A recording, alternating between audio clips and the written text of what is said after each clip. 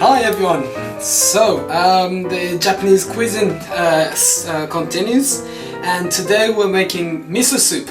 I think all the European people know, including American people, and it is quite a famous soup all over the world, but this is a very traditional Japanese soup, and it was taught from the Chinese people in 7th century in Japan, and that's when the Japanese people started having miso soup, and since then it has been one of the most traditional food in Japanese history.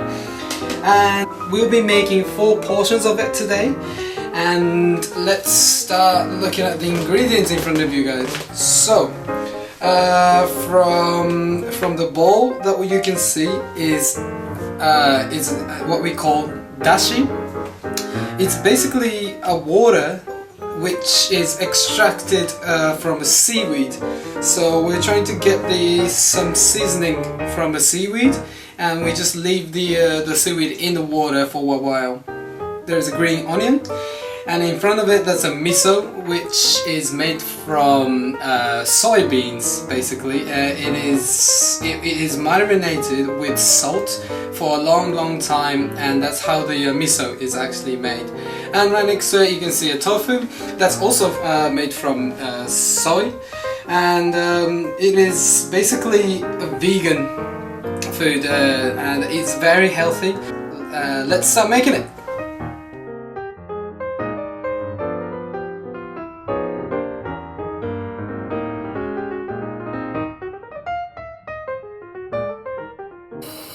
So we wait for the tofu to get a little bit warmed, and the next thing, the last thing, we're putting the miso in. You can directly put the miso into the water and make it and dissolve it. However, you'd have to stir it a lot, and that will probably break the tofu. So what we're going to use is this, so we don't touch any tofu, so they don't break, and also the miso is dissolving into the water.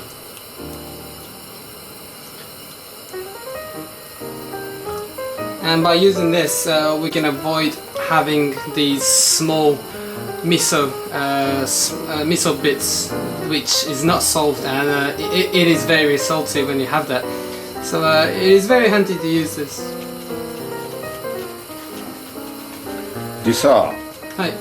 コツは完全に沸騰させないことなんだよね。ああ、そうなんですね。ちょっとそれを説明してもらえる？はい。And a small tip when you're making this soup, you don't want the water to be completely boiled, because it makes a big difference of the actual taste of the miso soup at the end. So try not to boil the water completely. Just a little small air coming out from the water. That's probably enough.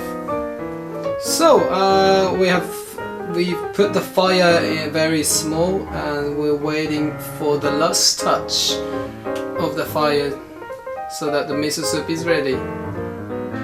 So after we put it on the special cup for a miso soup, we put the last touch, which is the cut green onion, cut very small.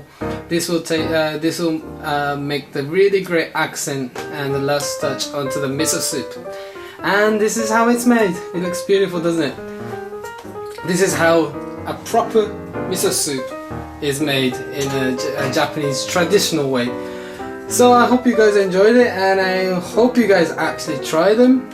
And please let us know in a comment if you think this was helpful. And yeah, we'll see you next time. Thank you.